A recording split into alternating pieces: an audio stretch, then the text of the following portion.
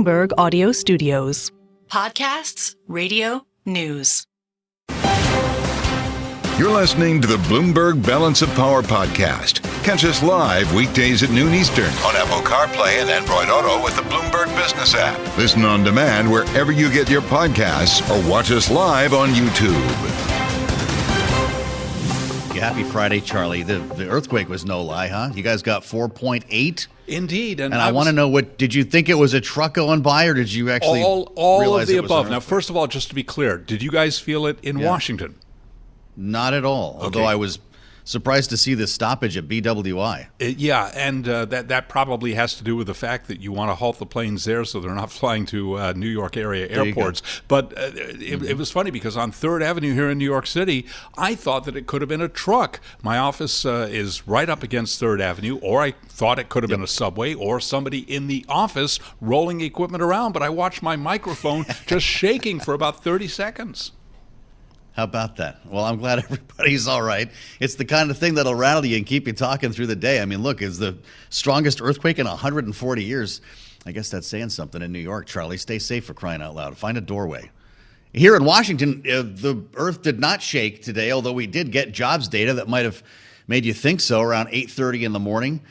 By the way, I should mention, before we pivot to jobs here, Mayor Eric Adams is going to be talking soon. We will bring you live remarks from the mayor when he tells us it's time to go here this hour, part of our coverage that we always promise you on Bloomberg Radio, on the satellite, and on YouTube. So how about these numbers? This is remarkable. Payroll's up by the most in almost a year, 303,000. We talked to Molly Smith just 24 hours ago about a potential 200,000 reading. Now, this makes for a great statement from the White House, right? Bidenomics is working. Bottom up, middle out. Strongest jobs numbers that even Wall Street can't seem to predict. The problem is the potential for the Fed to just keep interest rates ever higher, ever longer. And that's where we start our conversation today with Lindsay Owens. I've been looking forward to this. She's executive director of the Groundwork Collaborative, having spent time as senior economic policy advisor to Senator Elizabeth Warren. It is this unique perspective that I'm interested in today. Lindsay, thank you for being with us. It's good to have you on Bloomberg. If I have to interrupt us because of Eric Adams, forgive me in advance here. I'm really curious to know what you think about this job market that sure looks like a runaway train despite an historic series of interest rate hikes that many progressive Democrats thought would destroy the job market. How would you describe this moment we're in? I mean, today's report was really incredible.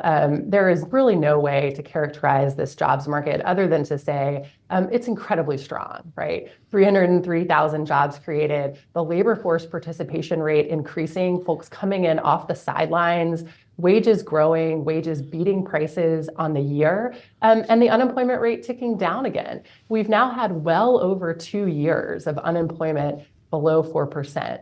I think what we're seeing here is a full employment economy. And how do you get a full employment economy? You get a full employment economy with good fiscal policy and strong investment in the American economy. And that's what Congress has done, and that's what President Biden has done over the last 4 years. We got those great investments in the American Rescue Plan, keeping money in folks' pockets, helping them weather the worst of the pandemic and be ready to come back to work when the economy reopened. And we've seen additional investments in supply and productive capacity, which have helped this economy expand. Don't forget, GDP is growing. The economy is expanding because of those investments and because the American worker is in a strong place and has purchasing power. Well, so is Jay Powell the maestro in this case, or is there still time for high interest rates to damage this market? We've got people talking about now maybe no cuts this year. Yeah, I think you're asking a really important question, which is is inflation coming down because of Chair Powell and the Fed or despite Chair Powell and the Fed? This isn't a question that I think we can answer definitively today, but I would suggest we do have some illustrative evidence. So the first thing we know about how rate hikes are supposed to cool inflation is they cool demand, which means they make us all a little poorer. I think what we're seeing in the labor market is that there is not a sign of demand destruction. We don't have high unemployment. We don't have workers seeing slower wage growth or being laid off.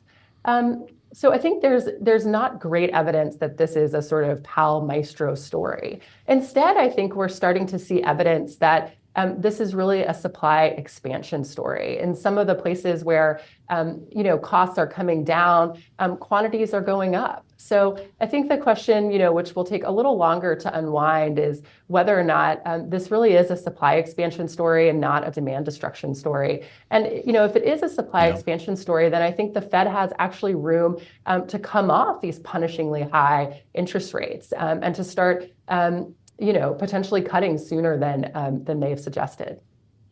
Yeah, well, of course, as Jay Powell would tell you, it's the work that they've done at the Fed the reason why families are able to go forward without higher inflation. This is really something, though. The unemployment rate down to 3.8%. Participation is up. There's one exception, Lindsay, I want to ask you about that's worth discussing here. The black jobless rate skyrocketing in March here to 6.4%. This is a political problem for Joe Biden. It's an economic problem as well. What does he do about it? Yeah, I mean, look, I'd be a little concerned about indexing on 1 month of that number.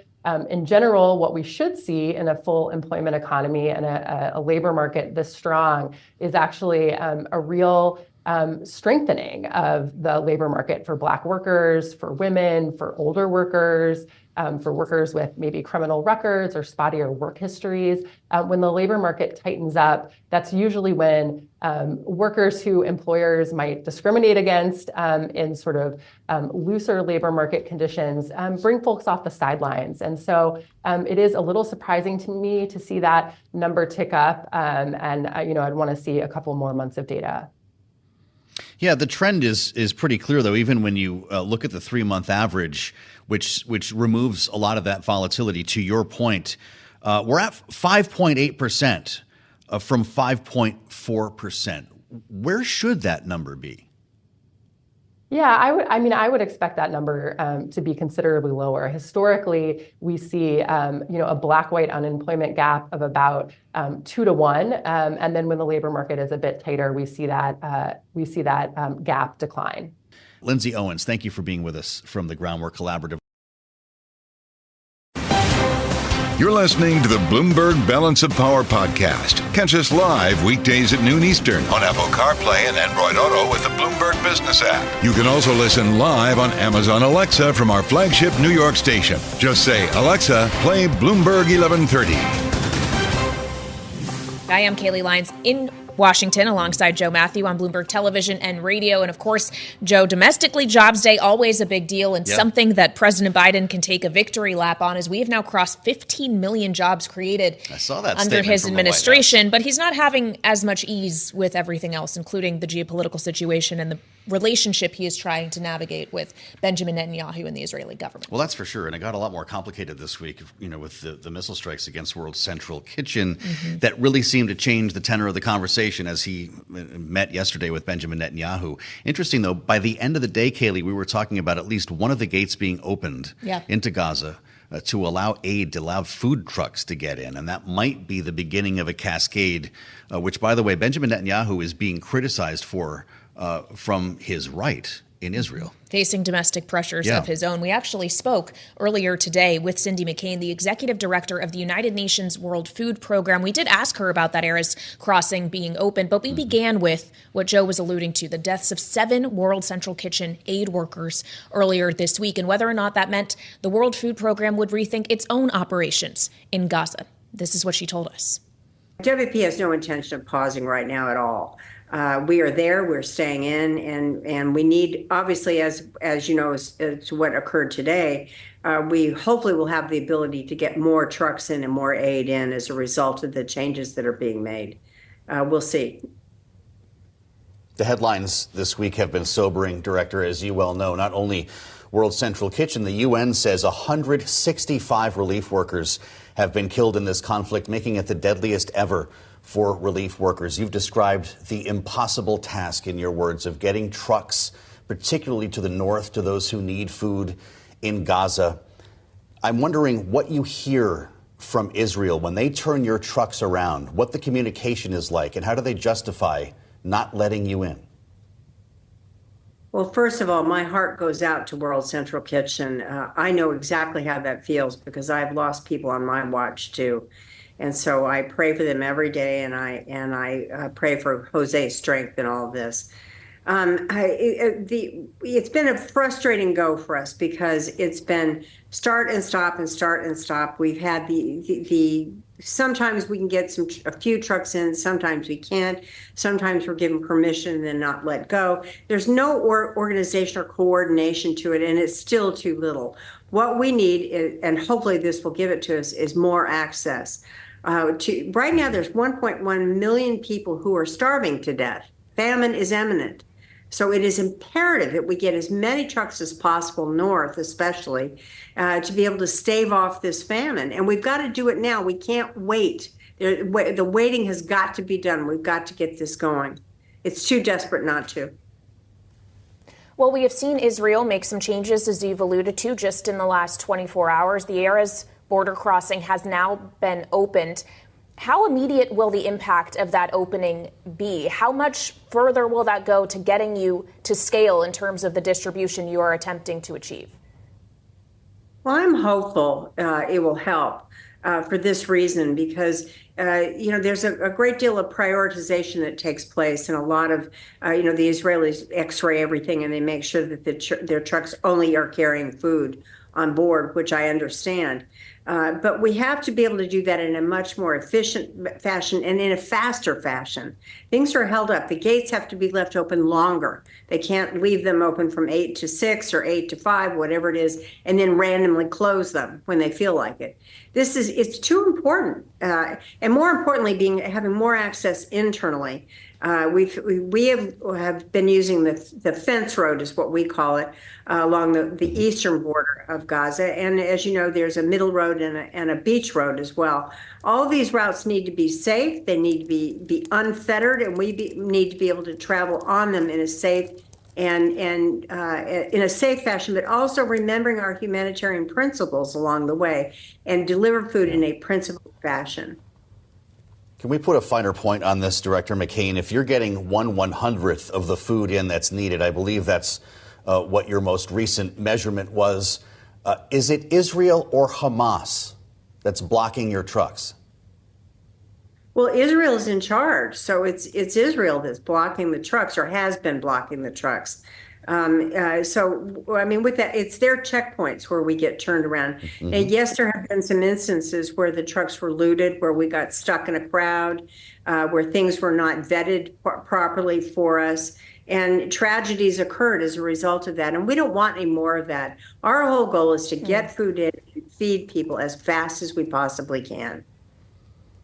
Well, as you say, Director, that you're being stopped at checkpoints, so it's what I would believe would be IDF personnel that are actually manning those checkpoints. Do you see a breakdown and inconsistency with the communication you're getting at the higher levels of the Israeli government as to what you should be able to do versus what's actually happening on the ground? Who is it directly that you communicate with, and are they saying the same things at all ends?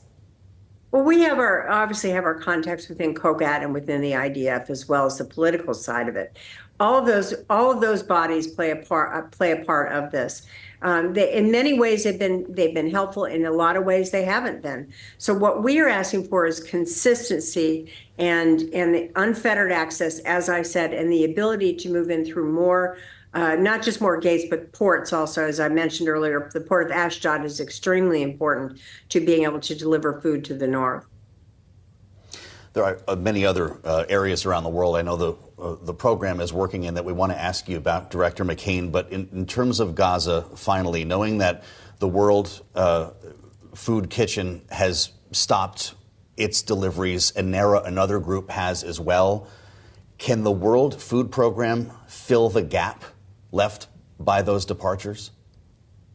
It's not about filling the gap. We need everybody in there. But yes, if you're asking, we can get to scale. Yes, we can. Right now, we have food amassed outside the gates and on the border, enough to feed 1.1 million people for 3 months. We need to get in. So it's not about anybody taking anybody's spot or anything like that. We all work together in a good way, but we need to get in. We need to get in now. Pragmatic take from Cindy McCain, now the executive director of the UN's World Food Program. I'm Joe Mathieu in Washington alongside Kailey Leinz. She was in Rome for that conversation, Kailey, marking her first year in what is a much more difficult and complex job than she had as ambassador to the Vatican. Really interesting to hear her deal with reality, though. This is somebody who's on the phone with the stakeholders, not armchair quarterbacking from the U.S. Absolutely. And as you mentioned, she's now a year into her tenure as director of this program. Almost exactly half of that has been marked by conflict between Israel and Hamas in Gaza. She took the helm on April 5th of 2023, and we all know what happened by October 7th and everything that has happened since. And of course, it seems that there has been a tone shift this week, or at least something fundamentally has changed after the deaths of those 7 humanitarian aid workers. And we know that President Biden has some sharp words for Netanyahu, at least per the readout we got from the White House on their conversation on the matter yesterday. Yeah, and we're still trying to figure the extent to which there'll be reaction from that meeting. You mentioned in our conversation with Cindy McCain the opening of the Eris Gate. We'll see if others follow. And add the voice of Hagar Chemali. I'm glad to say she's with us in Washington today, a rare treat for us. Former director for Syria and Lebanon, the National Security Council, now Greenwich Media Strategies. Great to see you, Hagar, in Washington. Thanks for having me. Welcome back to the conversation, of course. This is becoming more difficult, it seems, by the hour, as Iran now promises retaliation against Israel and telling the U.S. to get out of the way, even as we try to bring aid into Gaza. How can all of this happen at once? It's certainly getting very tense, and you feel the blood boiling, if you will. But Iran is very used to bluster. We're used to that. We, at the end of the day, the United States assassinated their top commander, Qasem Soleimani, their top general, and they promised a retaliation. And there were some plots that were very unsophisticated that were planned. They had plotted to assassinate Mike Pompeo, former Secretary of State. They had plotted to assassinate the former ambassador to South Africa, Lana Marks, and they were all foiled because they're very unsophisticated in their plots. And instead they seek to do things through proxies. And so that bluster I would look at more as them communicating to their people, because they need to show their own domestic audience that if their own compound, which is Iranian territory, if their Iranian territory is attacked, that they've got, they're flexing their muscles, that they're going to react and that they're going to do justice. But I expect the response really to be through their proxies.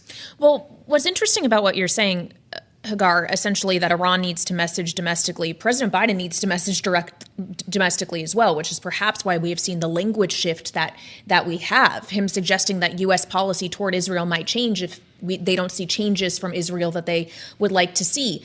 Is Iran not likely to take note of that, though? Because, going after the U.S., the United States of America, is one thing. Going after Israel, when you think U.S. support for Israel is perhaps more in question, is it more likely that we actually could see something more significant from Iran in this moment? I don't think so, because I really don't think so, because Iran, first of all, they pay very close attention, like you said, to what happens in the U.S., how the relationship is between the U.S. and Israel, and how the U.S. reacts. And that's why, for example, 2 months ago, when the U.S. targeted over 85 targets in Iraq and Syria following that attack against our outpost in Jordan that killed 3 American service members, Iranian officials told those Iran-backed groups not to pursue any more attacks and to avoid American fatalities, and that they would expect the activity coming from Hezbollah in Lebanon and the Houthis in Yemen to continue. And that's what you saw.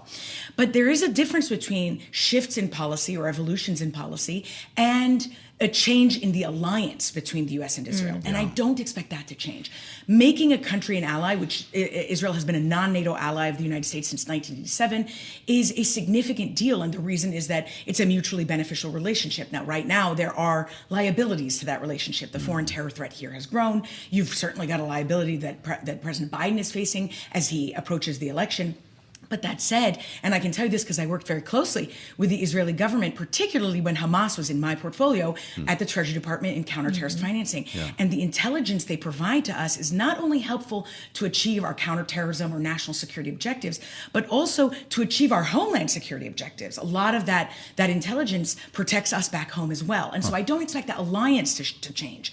But making aid conditional, that is how aid should go, in my opinion, whether it's Israel or another friend or ally or partner. And so that's something Iran will watch, but I do believe that Iran knows that if they went after Israel, the U.S. would ultimately be there. Well, there you go. With that said, opening one border crossing, a single border crossing, is a start. It's a noteworthy headline. What should we expect? What do you expect to see following that meeting yesterday, knowing that Benjamin Netanyahu is dealing with pushback in his own country from the right for kowtowing, as they say, to Joe Biden? Right. Israel's, well, like any country, is unique, has many numerous perspectives. And you feel right now our expecting to head is increased pressure on getting to an immediate ceasefire, even if that ceasefire is temporary. And you do see that. And those talks continue. You have a lot of drama, obviously, and individuals storming out. The Israelis say that they're still angry at the United States for abstaining on the UN Security Council resolution that was, I believe, only 10 days ago, would have asked for a ceasefire during the month of Ramadan, which ends next week, by the way. So they're angry about that, but they're still involved in those talks because at the same time they want the hostages released, or at least some immediate hostages released. So I expect pressure to increase there. But I don't expect us to face a permanent ceasefire anytime soon. Well, as we talk about the ceasefire negotiations, obviously it's not just Israel and Hamas. The U.S. is involved, Egypt's involved, Qatar is involved. And Israel's economy minister joined Bloomberg yesterday talking about how essentially they don't trust the Qataris either, in addition to Hamas. How should we be thinking about the people on the other side of this negotiating table? Because this isn't ultimately just Israel's decision to make. You have a group designated as a terrorist organization by the U.S. on the other side of these negotiations. Right, 100%. And that's why you've got all these three players that you named mediating, the U.S., Qatar, and Egypt. And the Israelis, listen, the Israeli government has played both sides of the Qatari card. Because on one hand, they're saying they don't trust them because Qatar has outright supported Hamas. But the fact is that the Israeli government under Netanyahu has allowed Qatar's financing to Hamas to millions of dollars per month. And the reason for that, and Netanyahu has been quite public about that, is in part because he claimed that at the time that he thought that by allowing the funds to go this way, he could have more insight and transparency into where those funds would go and that they would go more toward humanitarian purposes. But he and his cabinet have also said that it was at that time to their advantage to have a divided Palestinian people, to have Gaza and Hamas be strong and the other side be strong, because if they were divided, then there could be no state. So this awful strategy contributed to Hamas's strength. So the Qatar thing, that's how negotiations go. And it's normal with a terrorist organization that you're going to have these players and that it's going to be extremely tenuous. Spoken like someone who has been through this before. It's great to see you again. Don't be a stranger. Hagar Chemali, Greenwich Media Strategies. You're listening to the Bloomberg Balance of Power podcast. Catch us live weekdays at noon Eastern on Apple CarPlay and Android Auto with the Bloomberg Business app. Listen on demand wherever you get your podcasts or watch us live on YouTube. Could we be in a world here in Washington in which progressive outrage over Israel sinks the drive to fund Ukraine? Lawmakers are back next week. And while I know they may tackle FISA 702 first, this is going to be a big throwdown over funding for both of our allies. In the case of Israel, as you just heard, we were talking with Nick Wadhams, the Democratic call from members of the Senate like Chris Van Hollen even. This is not Pramila Jayapal talking. This is an ally of Joe Biden calling for the suspension of the transfer of offensive weapons to Israel, a new approach at the UN Security Council, and speaking up more against Benjamin Netanyahu. There are at least 20 Democrats, we're told, in the House who would vote against Israel funding if it were tied with Ukraine. That could be a problem for Kyiv. And a good place to start our conversation this week with Mick Mulvaney. He's back, co-founder of the Freedom Caucus, former acting chief of staff in the Trump White House, along with many other business cards. Mick, it's great to see you. But looking forward to picking your brain on some of this stuff. Do you hear where I'm going on this, or do you not buy into that narrative at the moment about Israel versus Ukraine? I buy into all of that narrative. Where do you want to start? The politics of it at the presidential level, at the congressional level, it's going to be nasty. And you sort of, the temptation is to say, and they're also dealing with FISA 702 this week. That could be just as, or next week, I guess. So yeah, it's tough place to do business right now. So could we be in a world in which neither happen? There is no money for Israel or Ukraine because nobody can agree on either. No, I don't think so. I think at the end of the yeah, I guess that's possible. Anything is possible. I mean, I got asked this week if Hakeem Jeffries might end up being the Speaker of the House before the end of the year. And I said, well, in an ordinary world, the answer to that is clearly no, but we long ago ceased existing in an ordinary world. So I still think there's a center of gravity for financial aid for both Ukraine and Israel. I get the feeling there's a little bit more for Israel than there is for Ukraine. But I've said that now for about 8 weeks and I haven't seen any movement on it. I think once you start seeing standalone bills in both chambers, obviously that's when you'll get a real feel for it. But I think the pushback on the progressive left against money for Israel is absolutely real. There's no question about it. Well, that is something when you combine that with some Republican opposition to spending for Ukraine. Of course, Marjorie Taylor Greene says she'll activate this motion to vacate. She'll make this a privileged resolution if the speaker goes there. Do you believe it, or are we just raising money? Both. And I believe it because we're just raising money. I mean, look, people looked what happened to Matt Gaetz after Matt Gaetz, started the insurrection against Kevin McCarthy in January, then in January of 2023, finished it last year. He's now one of the most famous Republican members of the House. In fact, one of the most famous Republicans in the country.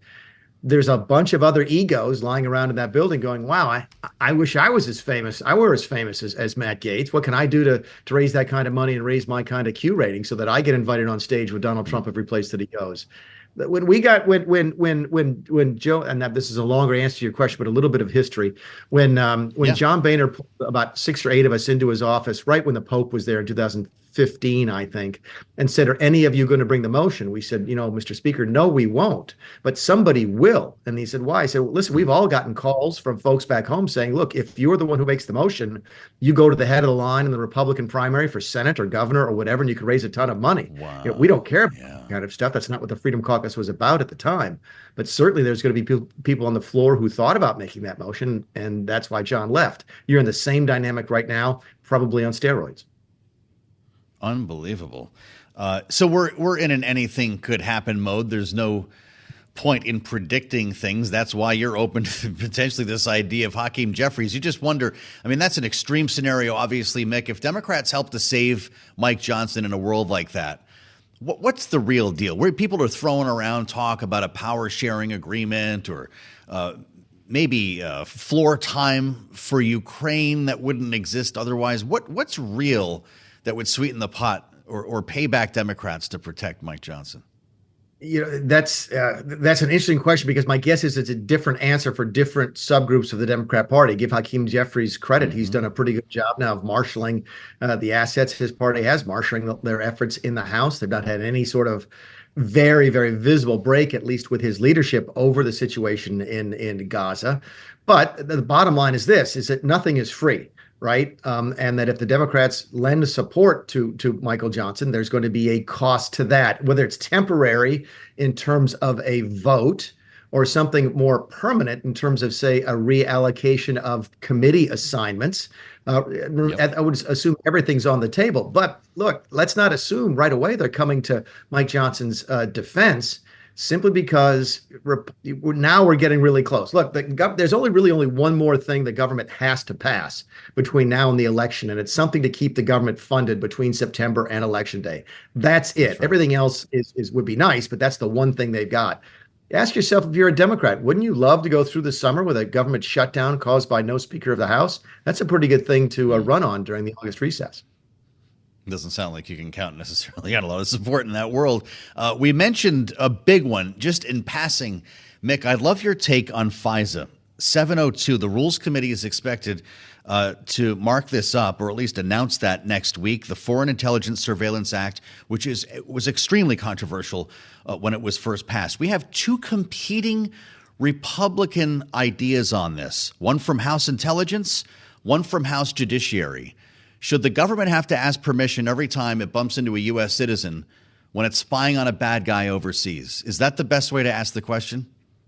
I think that's a fair way to answer the question. It's certainly going to be the debate on the floor. I happen to think the answer is yes. A lot of folks think the answer is no. The really cool thing about this, Joe, I badmouth Washington a lot because Washington deserves to be badmouthed. There's no question about that. I'm a cynic because I've lived the place. But this is one of the really bright points, and I say that to say this.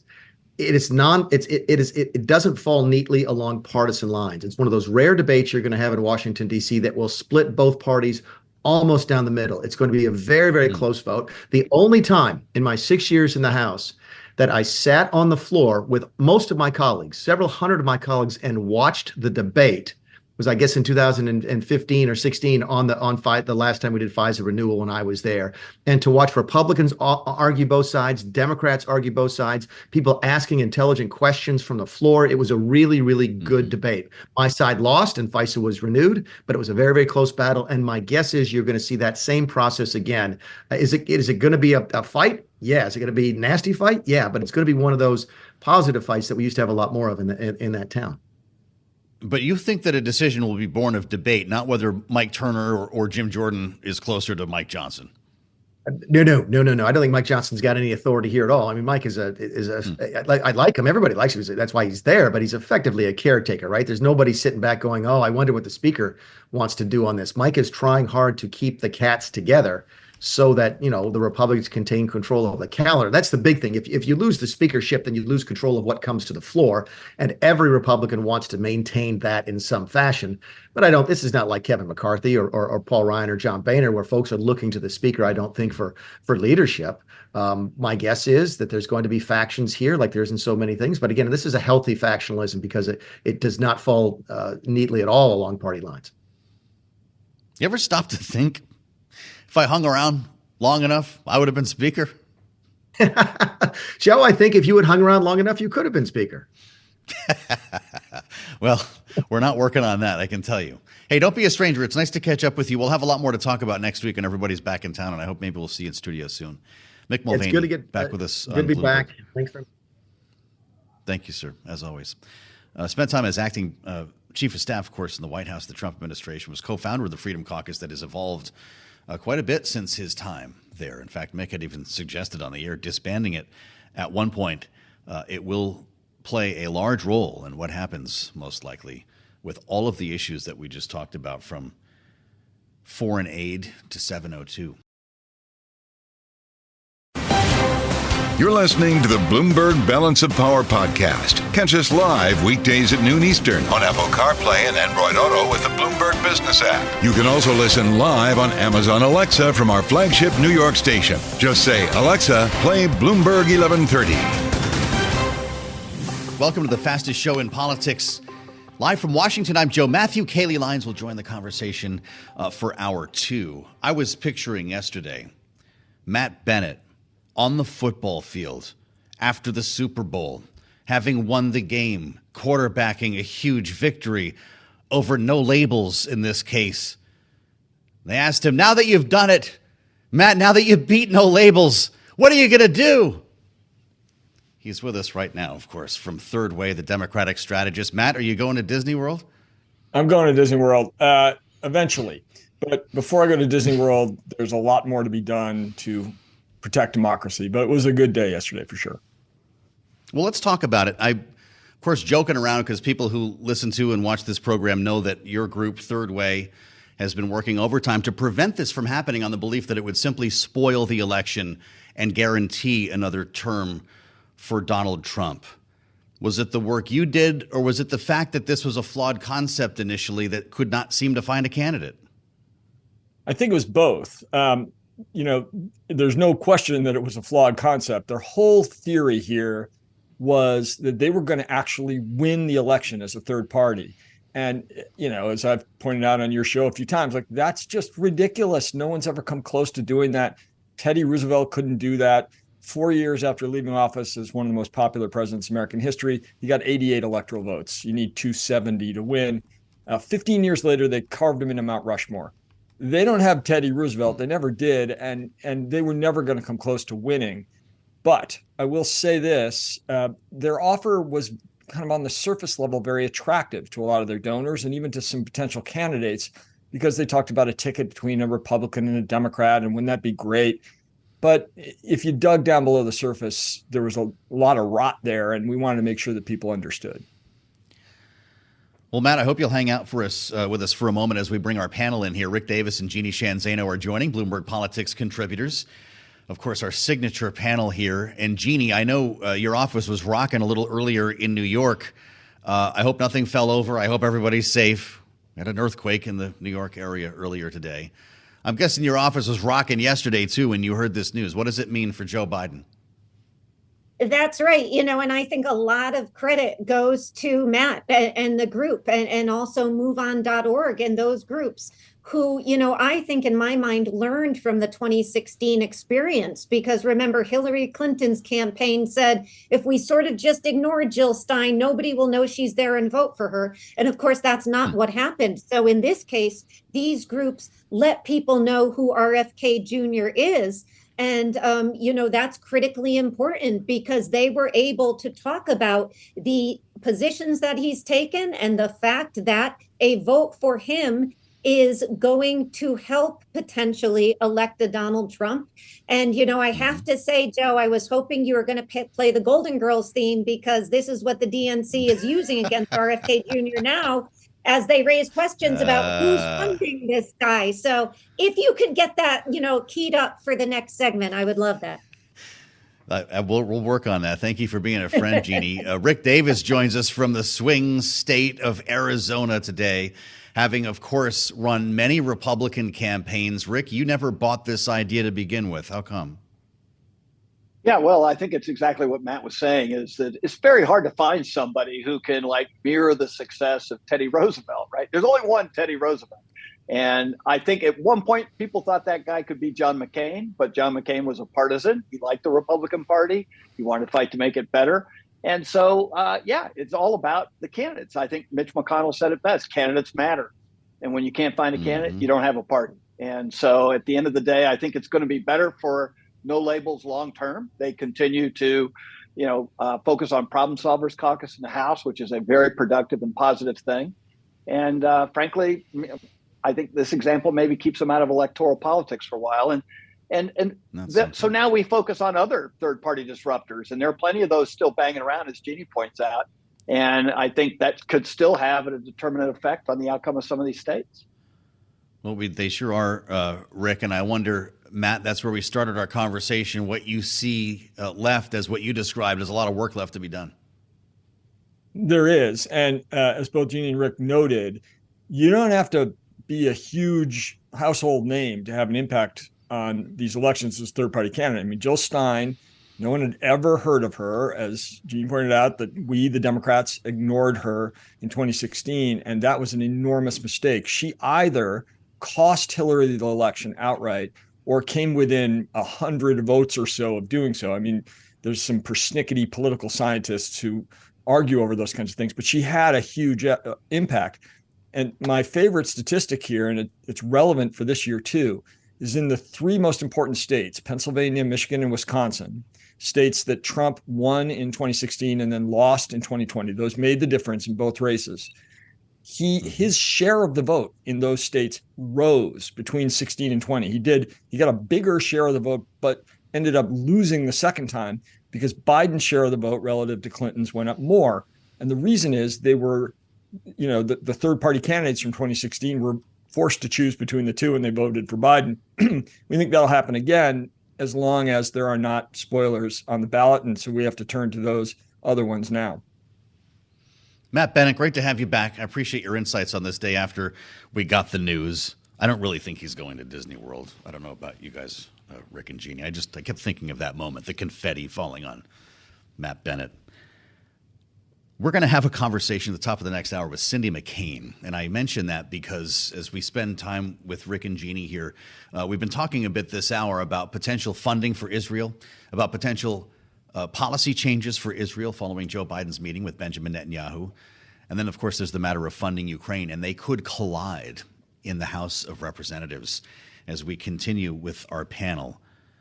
Jeannie, what's your thought on this? Progressive outrage over Israel could end up making it more difficult to pass aid for Ukraine, especially if they're tied together. How much of a concern should this be for the administration?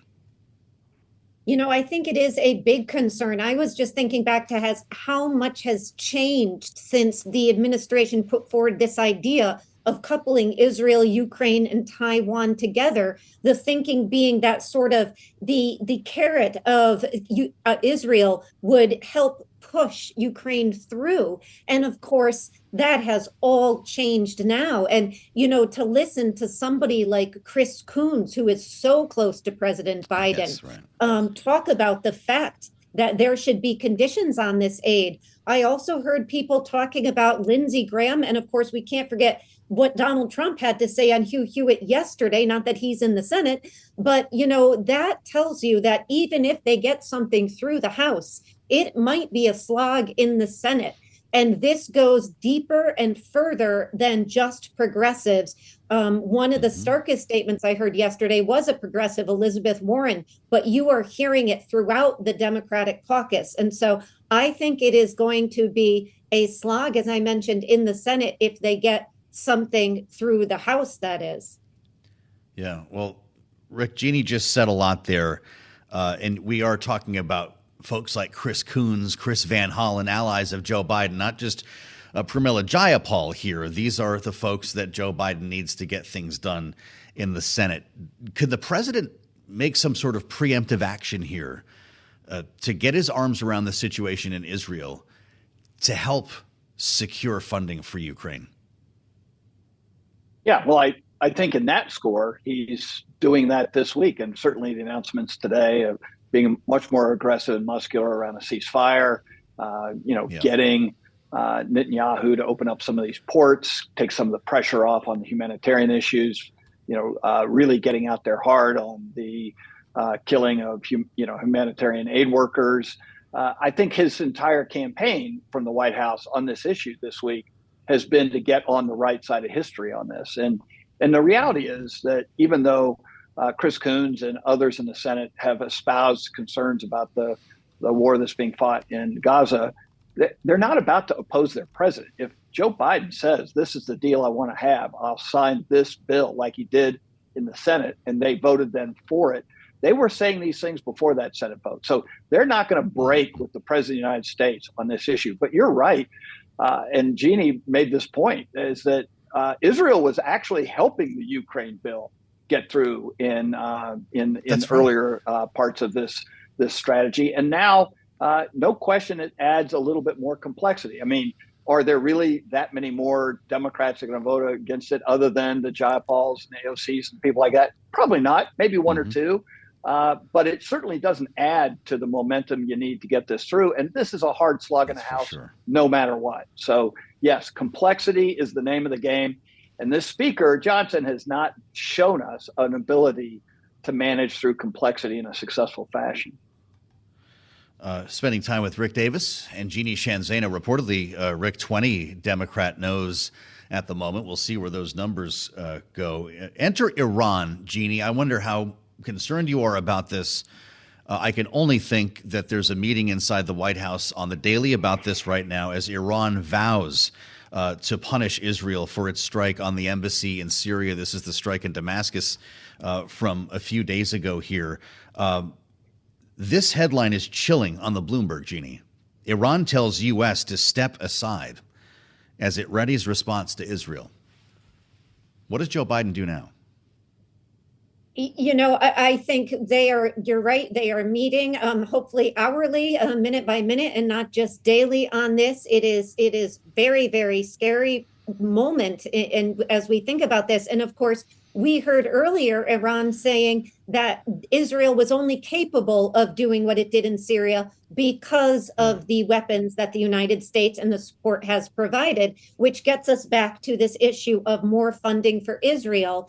And will senators now allow that to go forward without condition? We don't do that for other countries. We've always done it for Israel. And now that is an open question. And you've got to imagine Joe Biden, although I don't know for certain, made that clear to Netanyahu yesterday in the call that things are changing. And, again, to me, to hear Donald Trump say Israel is losing the PR war, that's not the most important thing. But of course, you cannot let that slide, because as you change hearts and minds, support when it comes to voting for funding does follow in Congress. Rick, in a written message to Washington, the Iranian president's deputy chief of staff for political affairs writes that Iran warned the U.S. not to get dragged into Netanyahu's trap. It said the U.S. should, quote, step aside so that you don't get hit, unquote. What does the White House do right now? Well, first of all, the White House has already shown a resolve against Iran.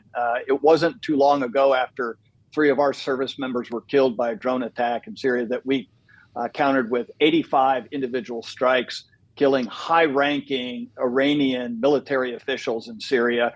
And that sent the message we wanted to send, that we can get to them anywhere, any place of our choosing. They don't want to fight with the United States. And that is the clearest message to that. Do not get in our way.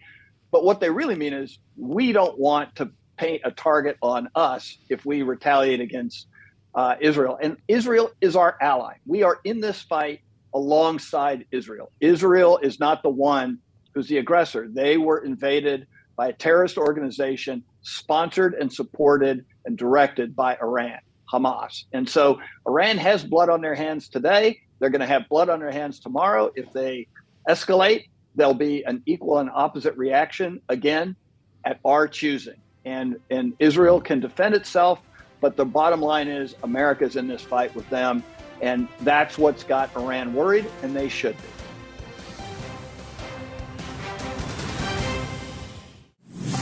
Thanks for listening to the Balance of Power podcast. Make sure to subscribe if you haven't already at Apple, Spotify, or wherever you get your podcasts. And you can find us live every weekday from Washington, D.C. at noontime Eastern at Bloomberg.com.